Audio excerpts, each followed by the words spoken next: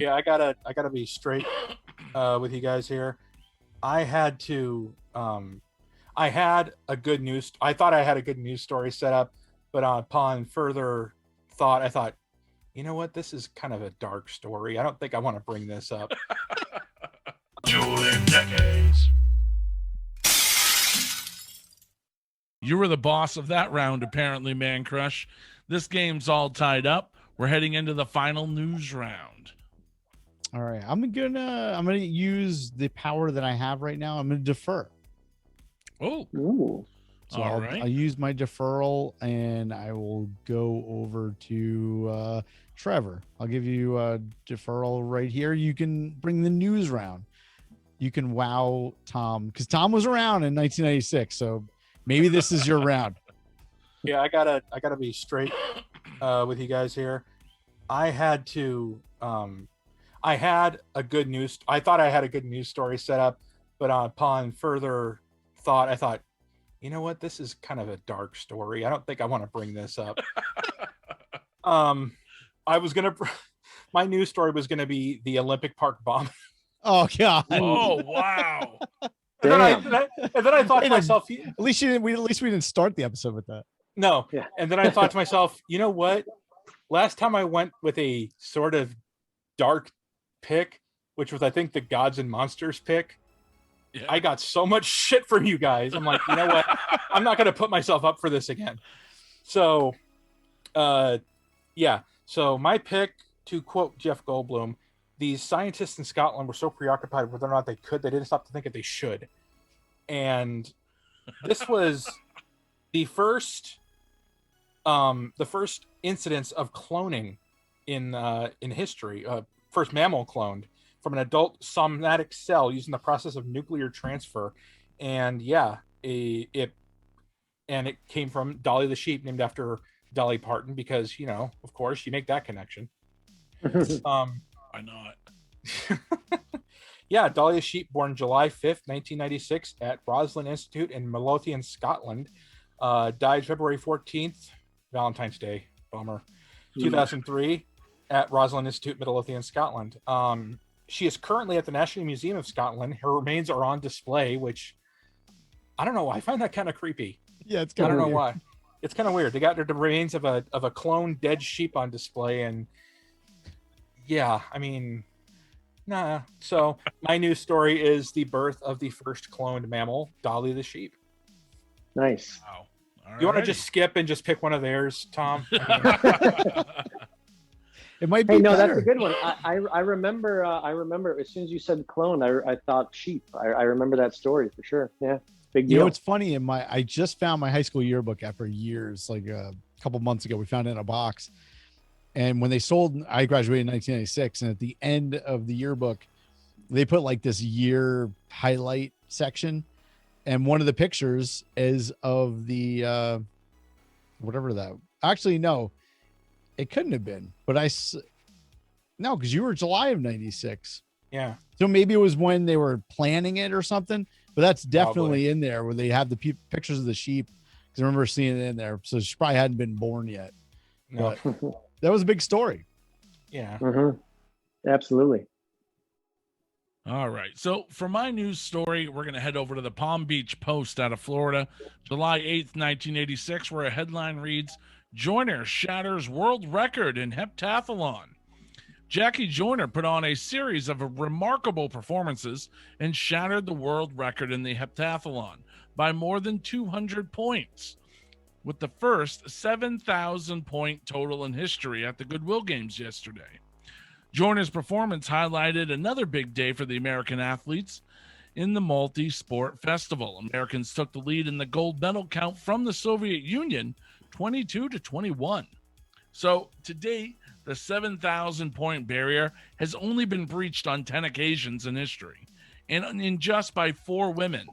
6 of those entries, to date, the 7,000 point barrier has only been breached on 10 occasions, and all of that has been done by 4 women.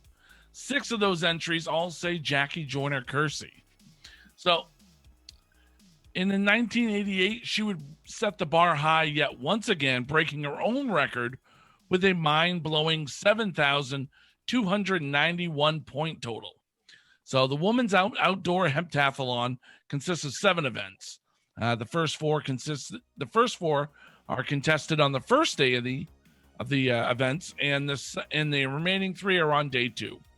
So you got the 100-meter hurdles, the high jump, the shot put, 200-meter hurdles, the long jump, the javelin throw, and the 800 meters. So the article goes on to say that Joyner is the first American woman to hold a world record.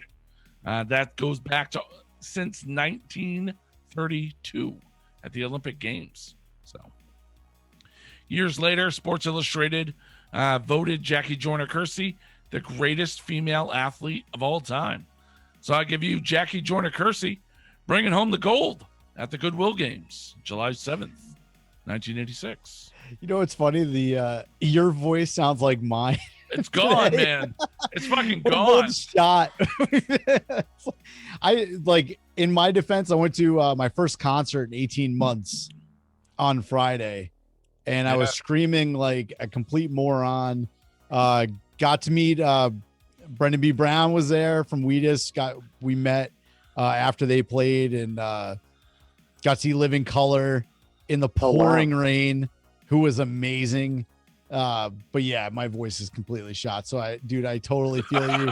It looks like you have some tea there. I'm drinking a beer. It's not really helping. By the way, did you say Wheatus? Yeah. Did we talk about Wheatus? Because I feel like maybe he's doing a bunch of podcasts right now as well. But no, but Brendan was on here probably a month ago about today. Yeah. Oh, wow. Well, I love Teenage Dirtbag is legit one of my all-time favorite songs. Like to the point where I will like that third verse where it's the girl, like it literally, like I tear up, like I like my eyes water every time I hear that song, because there's just something so fucking cool. And like, you know, it's like the loser kid gets the girl because she's a loser too. It's like, it's the coolest like flip. Like songs really don't have plot twists normally. Yeah, you know what I mean? And so that song just always just killed me. And the melodies are so good. The lyrics are so good. Again, the production is great. So yeah, if you happen to talk to him again, tell him that I'm a big fan. That's a really, really beautiful song. Love that one. Well, I don't know. You mentioned Kill there, so I figured I'd tell you this. He told us what that song is actually about, and there were teenage kids that killed another kid, and they were dirt bags. And he was also a dirt bag because he wore like Iron Maiden shirts and shit.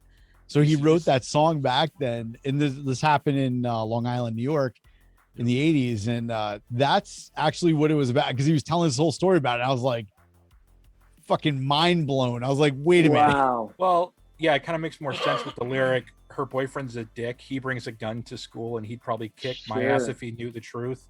Yeah. It's pretty wild, but super cool guy, man. He came on. He broke out his acoustic, and no way on the show, like amazing. And it was funny because he forgot he had his headphones in. He's halfway through, and he's like, "Forgot I have my headphones in. I hope I'm not like doing this all a cappella." And we're like, dude, it sounds perfect. It was great. All right, Mancrush. Well, it's over to you to wrap up this game with your pick for the news round. What you got, right, so let's go July 20th, 1976. This one right here, it's shocking to me because of the time period. Obviously, I knew this happened, but until I read the full details, I never thought about how amazing technology was in 1976. But here's a story about NASA's Viking 1, which, if you didn't know, this is the first successful Mars rover ever. Viking 1, it would last on Mars for like 6 years until 1982. They had like a faulty software update or some shit, and it killed the satellite. It like turned it the wrong way or something, and they lost connection. And years later, and I'll get into the story in a second, but I found this interesting. I think it was like 2006. There was another observer or whatever that was taking photos of Mars, and they found where Viking 1 was in the area. Wow. And it was only like 1 kilometer away from where they thought it was in 1976, which is wild to me. But this article itself is just insane. Keep in mind, this is 1976. We're not talking about 2021. We're not talking about the 90s. We're talking about 1976. You know, like just think about the technology that we had in 1976.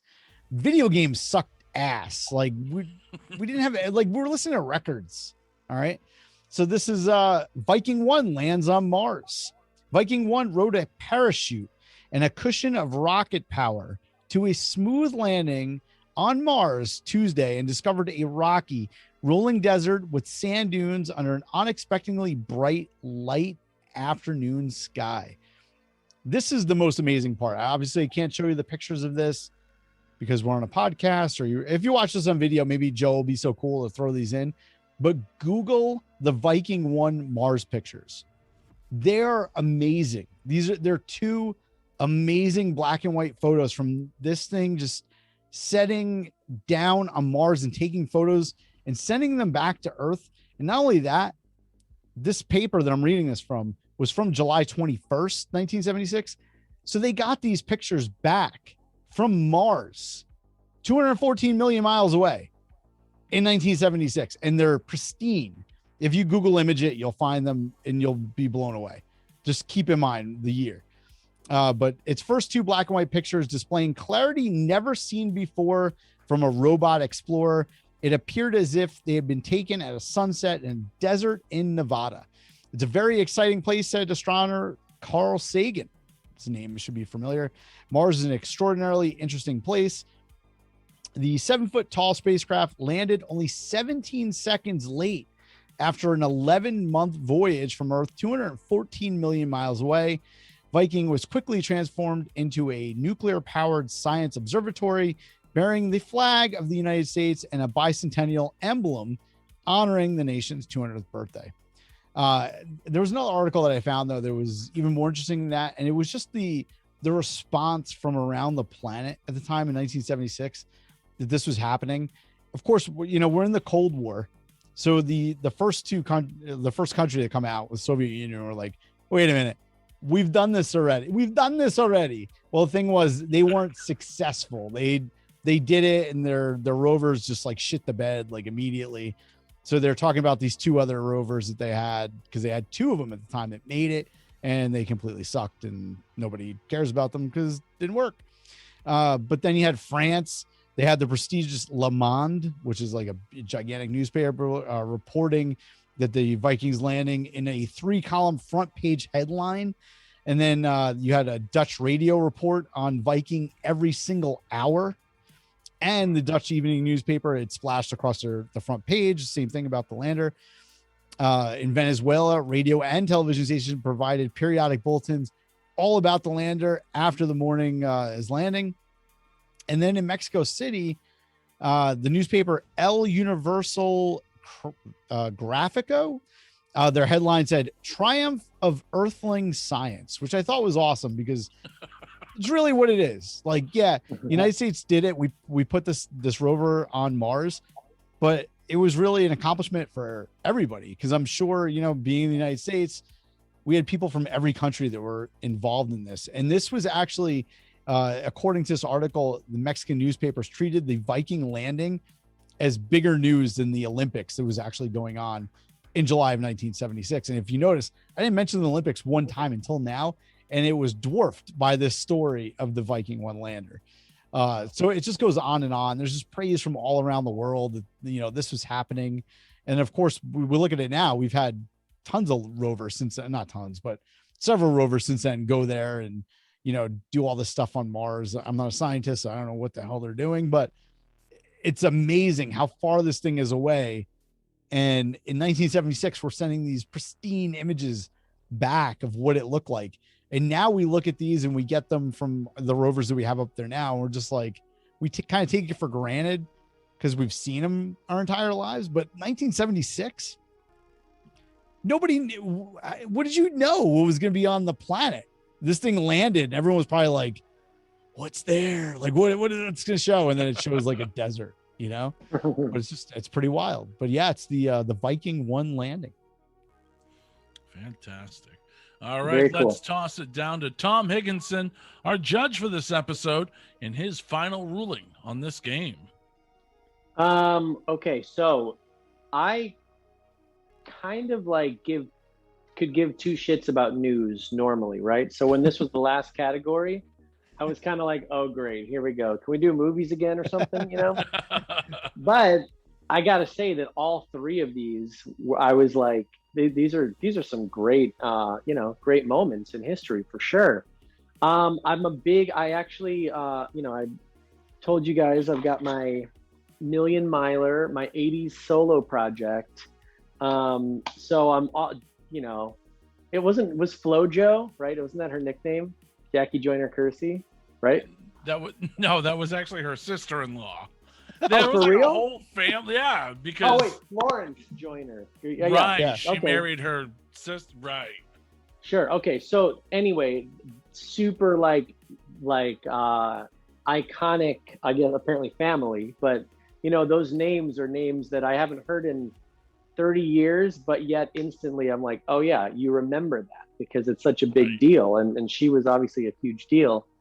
Apparently I was too young to understand that was two different people, but that's okay. So, that definitely, hits a soft spot with me with the 80s thing and that nostalgia. I've also got my record label that I put out these albums on is called Humans Were Here. And we have, you guys probably can't see this, but our logo is like a little astronaut.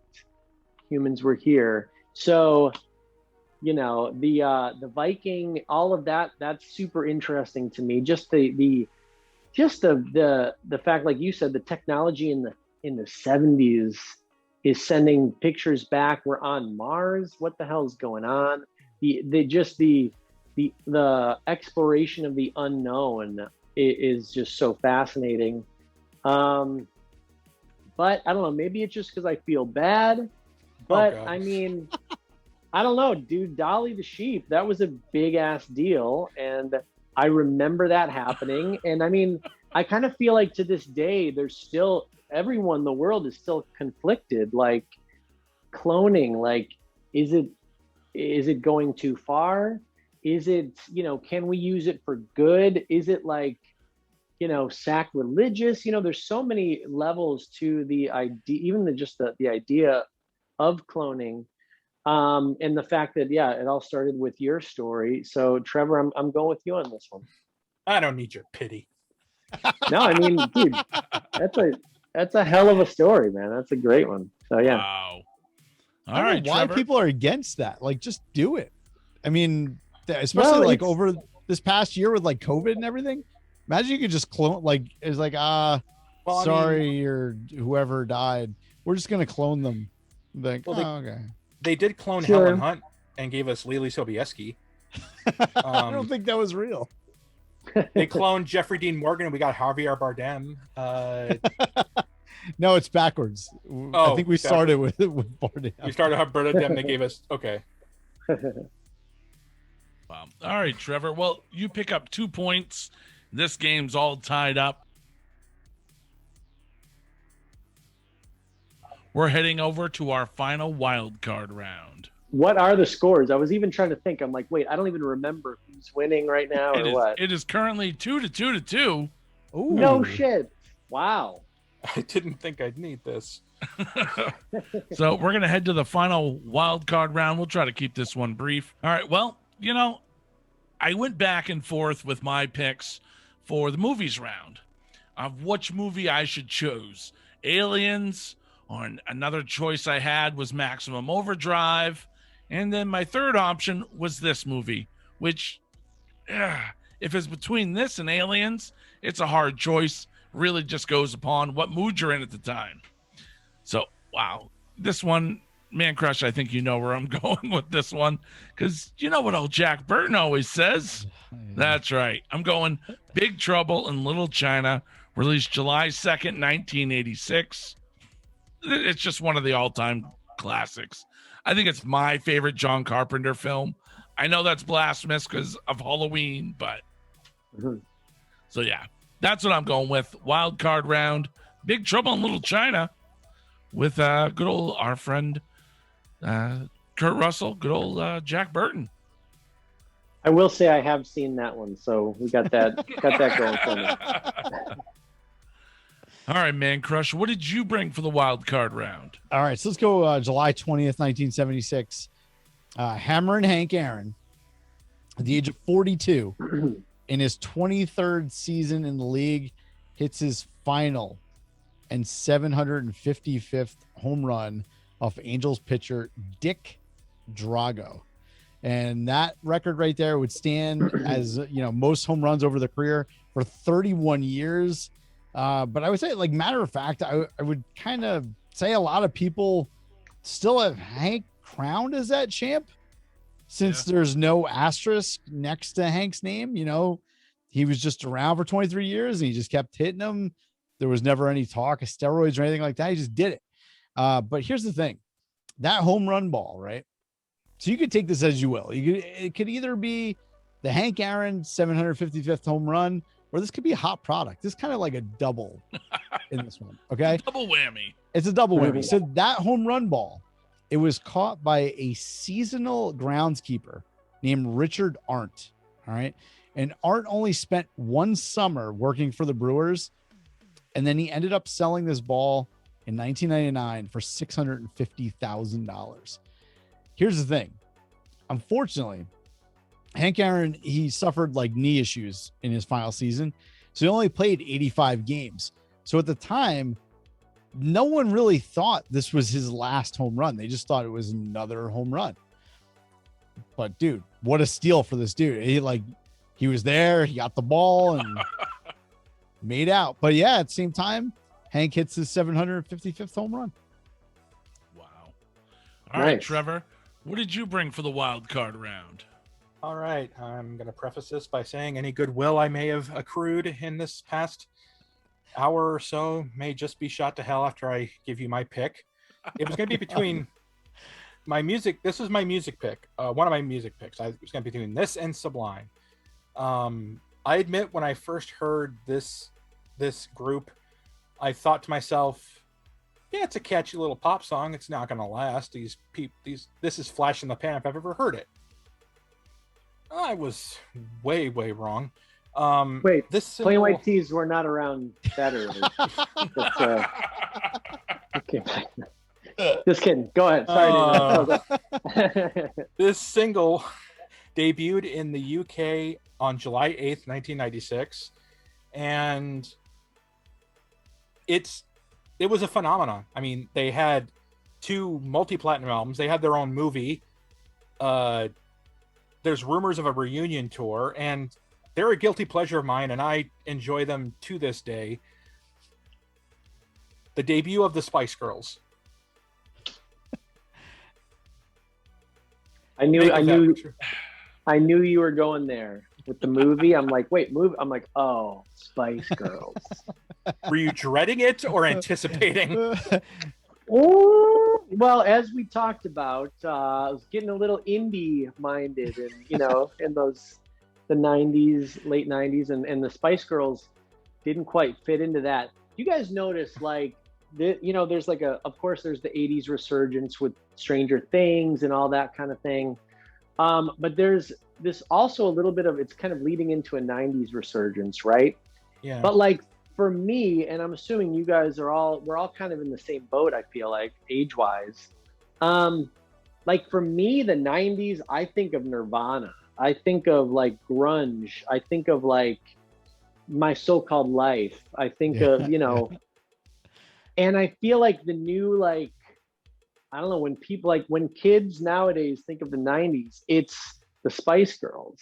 And it's Britney Spears, and it's all of that.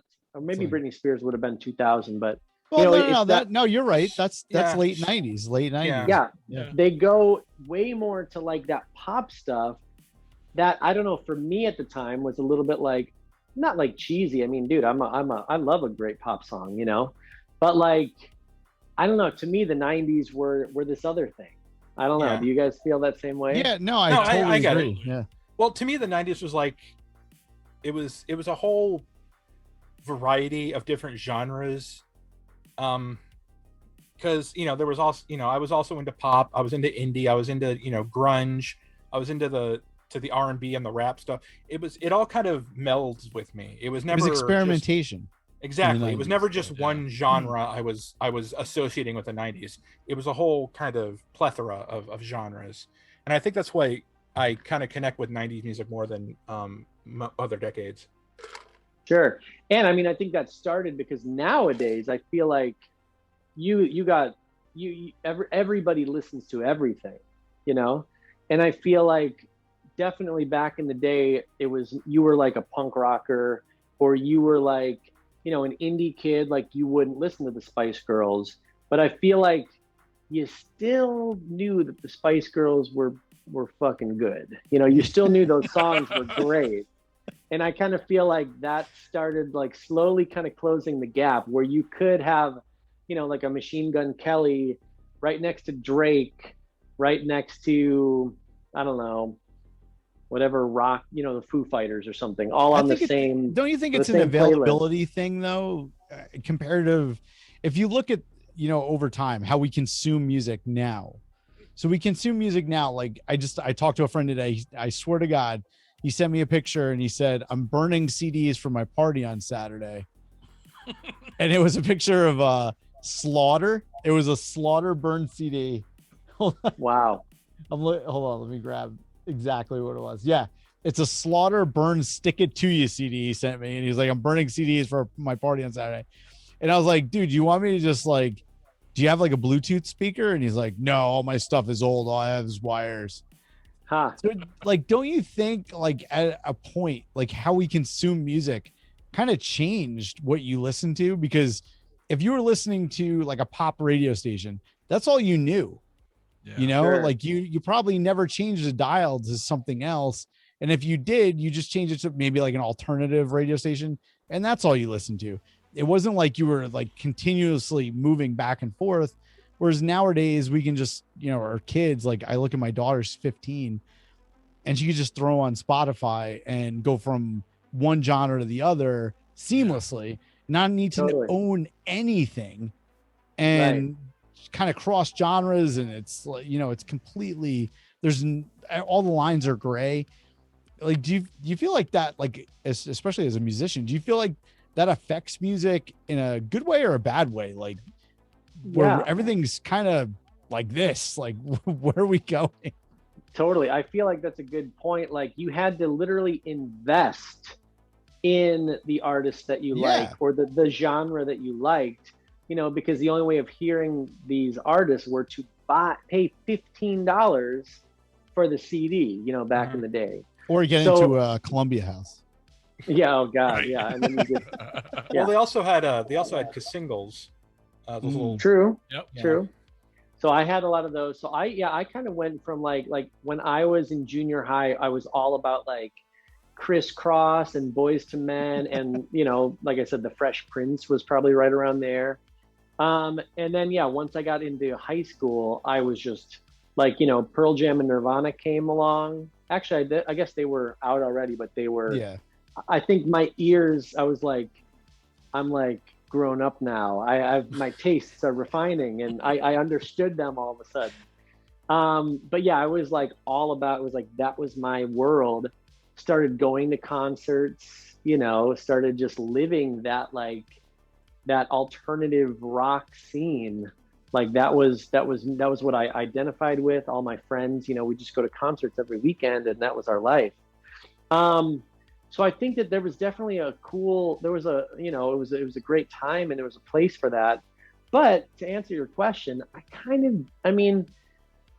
you can't really argue with the convenience that you have now.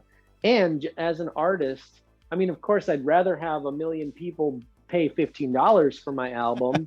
Sure. But if 1 million people go and listen to a song on their Spotify, or, throw it in a playlist that they have that they listen to when they go to the gym, or they listen to when they're on some road trip with their family or with their buddies or whatever it is, it's like, that's you can't really argue with technology, with progress. Right. So I mean, I see the positives, I guess, as an optimist. Instead of being like, damn it, I don't get paid as much, or it's worse I for the didn't artist. sell It's 10 like, million albums. right. Very It's like, old man yells at clouds. right. Yeah. I would rather like embrace it, and just the fact that, like, yeah, like you guys right now, I mean, if you wanted to listen to Million Miler, you you easily could, in 5 seconds from now, you could be listening to it. Whereas that's never been the case before. That it was impossible before, I guess, before iTunes. You'd always have to leave your house, go to a store, or do the Columbia House, which was obviously a Ponzi scheme. But yeah, the convenience is definitely like unparalleled. Like, you kind of can't beat that. There you go. There I am. See, Yeah. I'm on your phone right now. It's funny, for one of my buddies back when Hey There Delilah was blowing up. They came up with the most genius pickup line. They said, like, oh, you should like go up to girls and be like, hey, like, you probably already have me in your phone, because they had like Hey There Delilah. But yeah, that's just, it's the beauty of it, is that anything is accessible. And yeah, I mean, as much as, like, of course I would love to get paid more, or I would love to, all of those streaming services, they should probably be a little bit more artist friendly with their, royalties and stuff. I've heard it sucks. It sucks, but I mean, but again, it's like I said, you can listen to me right now if you wanted to. So that convenience and accessibility is that's pretty magical. So you can't really argue. Honestly, Tom, like, what weighs more to you? Like, the fact that somebody could just pick up their phone and listen to you? Yeah. 1,000,000% would rather have like 1,000,000 people listen to my song, or know the song, or like connect with the song, right? Like, that's the utmost success to me. Like, the fact that, like, a song like Hey There Delilah, like, it's not just like, oh yeah, I remember that song that was, heard on the radio. People like have a connection. I know not everybody, of course, but like that's people's favorite song. You know what I mean? It's not just like a song that was hot on the radio for a second. Like, people fucking love that song and really connected with it.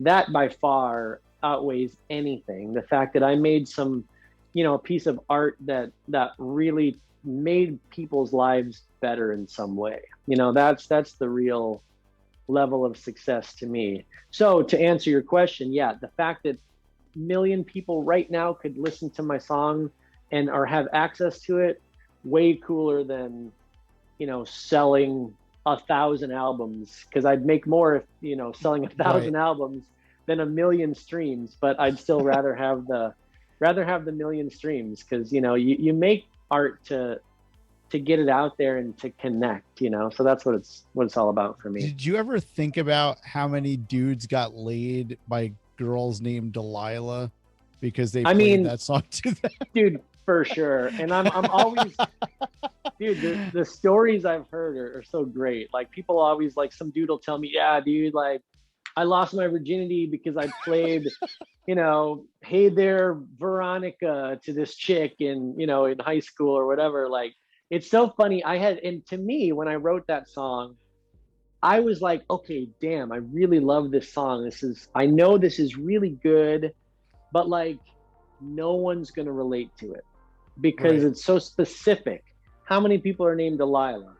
New York City, how many only people, like, I thought it was so specific that it was alienating, but obviously it's the opposite. It's like, because of those details, I feel like people, like anybody in the world that was like away from their loved one, whether it was for a year, a day, whatever it was like that became their song, and I never even really understood that in writing it or putting it out. Do you know how many deployment babies you're probably responsible for?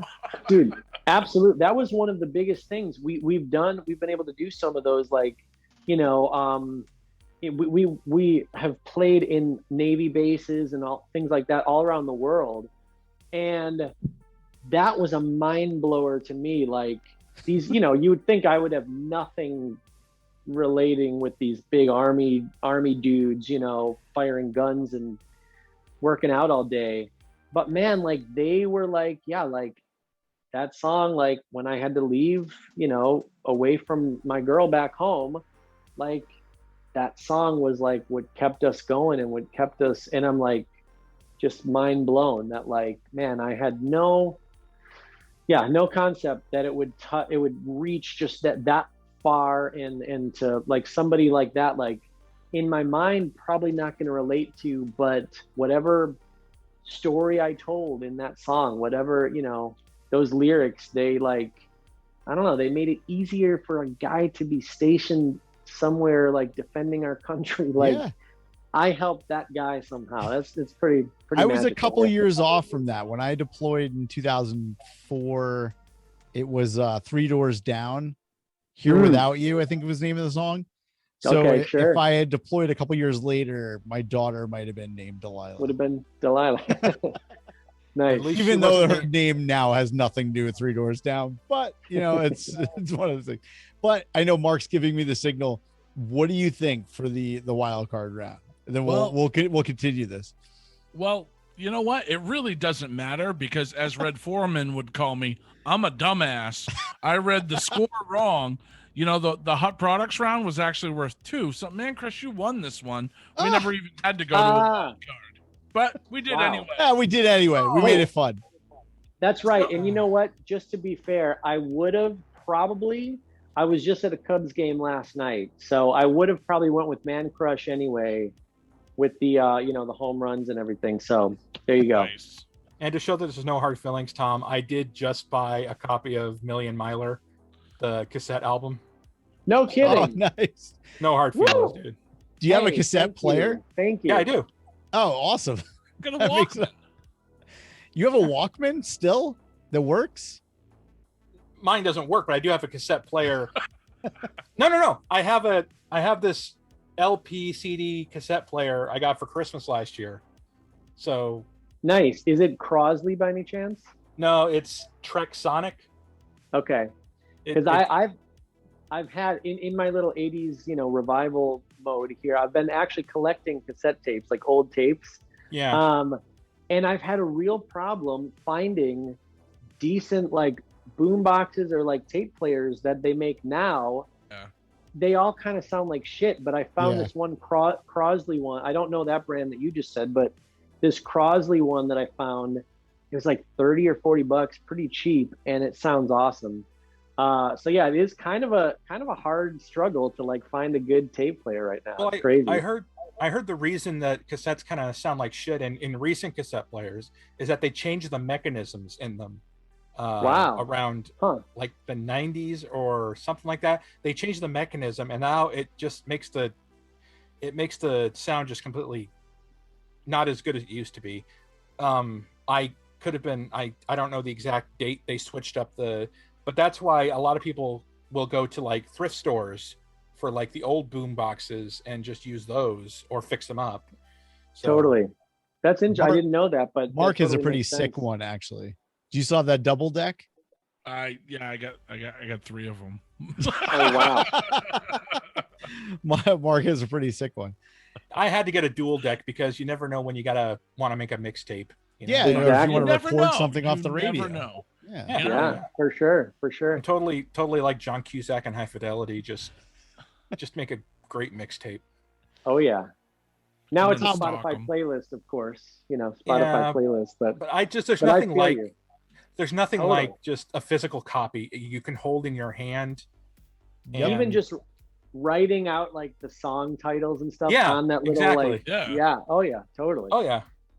It's kind of like renting movies. We talk about that all the time. Like the whole art is taken out of it by like you Yep. could just throw a movie on a Netflix and be like, watch 30 seconds and be like, meh, and go to something else. There's no skin in the game. Like the whole it's no fun anymore. But Yeah, anyhow, I don't know about you guys. Real quick, I know you're wrapping it up, but on like for me, when I go on Netflix, Yeah. It's kind of like I use the video store like mentality. Like I will search Netflix for 25 minutes just to like find the movie to like turn on and then like close my eyes and go to sleep. But it's like the fun part is the browsing, like the video store. Like you go in the video store. How and does it's your like, son do it? wow. How does your son pick stuff? Because my daughter is like, she'll just select something immediately. Turn on I'm like, whoa, anything. Yeah. like what are you doing? You know, it's funny. My son, he's an old soul, kind of like me, and maybe because I am like, you know, so kind of deeply rooted in those things. I really do love, you know, kind of some of that stuff from the past. So he has a lot of that, you know, those characteristics too, probably from me. But he's also like, he'll put on some random thing. I'm like, why the hell are you watching? Like, this is so stupid. And you know it's stupid. You know you don't care about this, but yet you have it on. It's like, yeah. So he's a good mix of both, I think. I think what would be awesome if Netflix had a layout option where the movies would be listed and the layout would look like a video store, where you'd see the cover of a film. Ooh. And if you wanted to see the description of it, it would flip to the back and show pictures of it with a description. That would be cool. But then again, I don't think Netflix thinks there's enough people out there that miss the video store format. There's a third-party sure developer. Yeah. There's actually a group of people that are third-party developers that are developing that for virtual reality right now. Like a walkthrough. Yeah. Which cool. Bring back the whole event of going to rent something. But Tom, we're not rushing you off or anything, but like I talked about before, like we had Brendan was on a couple weeks ago. He did Teenage Dirtbag. Even freaking Malachi from Children of the Corn broke out as an acoustic last week, and he did one of his original songs. Would you do a song for us? I mean, I do have my guitar right here. I just did my little live Facebook thing. Let's see. Do you have something do you do anything acoustic from Millie? I know there's a lot of like 80s sound in there. So I don't know how it works, but I mean, it does work acoustic. Let me think. Hang on. Okay, here we go. So, Zuma Beach, Million Miler. If I can remember my own damn words. Here we go. Such a beautiful night. You make everything right. 2 a.m. and there's no other car in sight. We're just driving along with the radio on. Paso Road, sunset, Malibu's up ahead. At this time of the night, everyone's in bed. We'll get gas at the Shell, have the time of myself. I wanna kiss you under the stars down in Zuma Beach. Let's throw a blanket between the car and the two palm trees. You make it feel like the whole world is ours when you lay with me. I wanna kiss you under the stars down in Zuma Beach. Taste the salt in the air, feel the wind in our hair. I would rather be here over anywhere. You and me by the shore, who could want any more? I wanna kiss you under the stars down in Zuma Beach. Let's throw a blanket between the car and the two palm trees. You make it feel like the whole world is ours when you lay with me. I wanna kiss you under the stars down in Zuma Beach. Let's make this the night that neither one of us will ever forget. I'll hold you through the night until the sun decides to come up again. Yeah, yeah. I wanna kiss you under the stars down in Zuma Beach. Just throw a blanket between the car and the two palm trees. You make it feel like the whole world is ours when you lay with me. I wanna kiss you under the stars down in Zuma Beach. I I wanna kiss you under the stars down in Palm Beach. A snow blanket between the car and the two palm trees. You make it feel like the whole world is ours when you lay with me. I wanna kiss you under the stars down in Palm Beach. Oh, whoa, oh, whoa, oh, oh.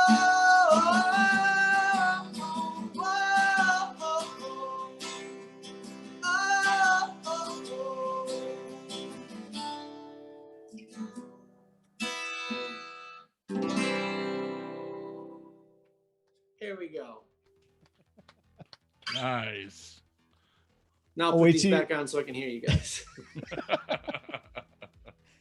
Now, how weird was that playing it to 3 40-year-old dudes? Like, as you were going, I was like, he's probably like, oh, this is kind of weird, right? Well, honestly, I'm used to doing like I said, I do for Plain White T's. I've done a Wednesday night. It's called the Wednesday Club, where I play some songs live on Facebook every Wednesday. And it was at first super weird to just be looking at yourself the whole time and just playing. But I've gotten so used to it. So it's actually it was kind of nice having faces at least looking at me. So that was a good thing. Dude, that was awesome. It came out great. And it was different hearing the song on acoustic. And if you guys are into the song, go and check out the album, because it actually does have a great 80s vibe to it. Like everything about it, I think it really ties in. There it is right there. Millie. Yeah.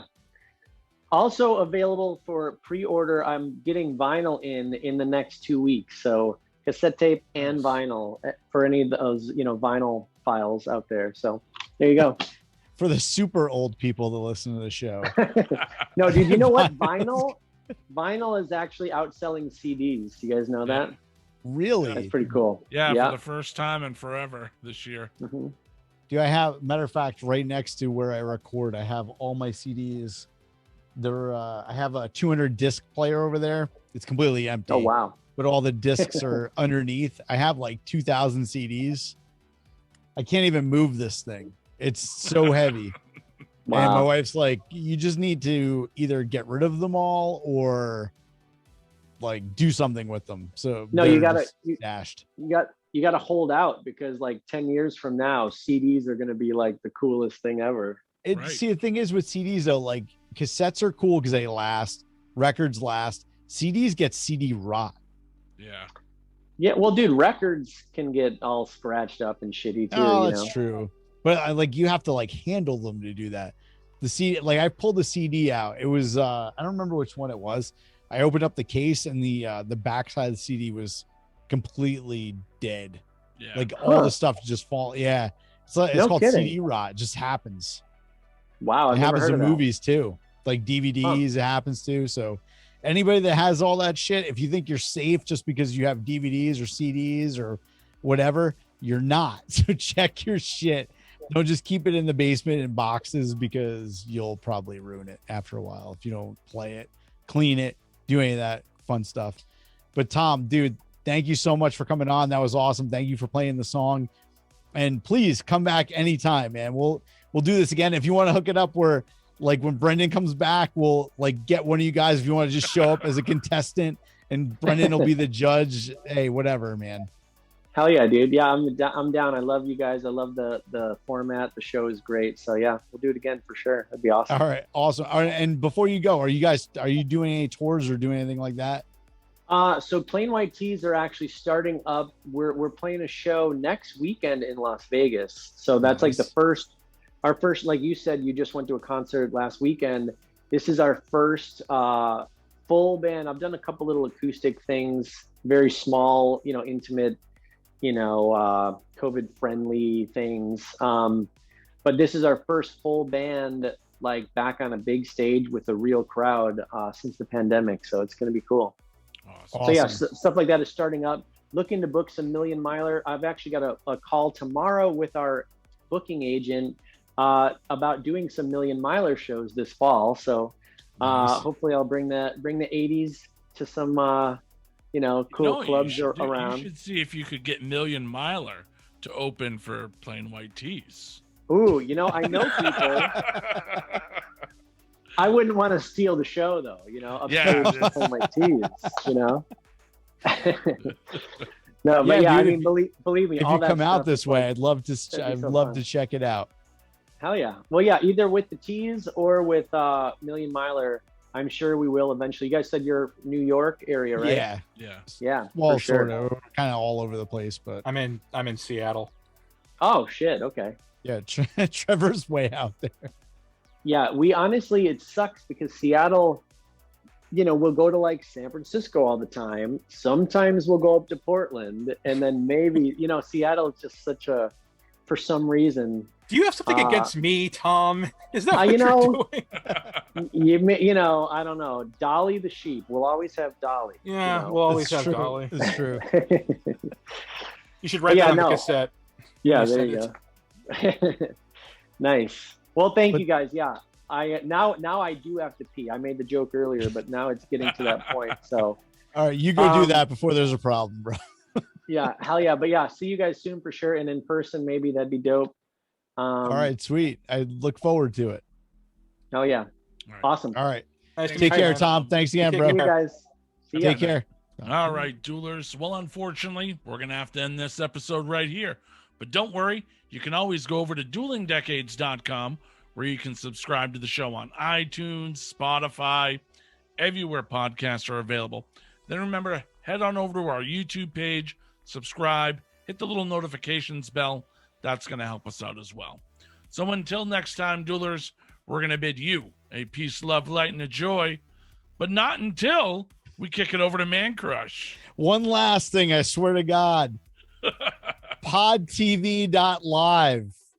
Go over to podtv.live if you watch us on YouTube and you don't feel like going over your computer or watching on your phone and you have a Fire Stick or a Roku or Apple TV or any of those cool things, just download the Pod TV app and we're right on there. They haven't given us a time slot yet, but you can go right to Dueling Decades and you can watch the entire episode, which is the cool thing over YouTube where we split it up per round. This is actually the entire thing. So podtv.live. Sorry, Mark, go ahead. No, it's all right. Pod TV is awesome, man. Everyone should be checking that out. So until next time, duelers, we're going to bid you a peace, love, light, and a joy. Have a grateful week, everyone.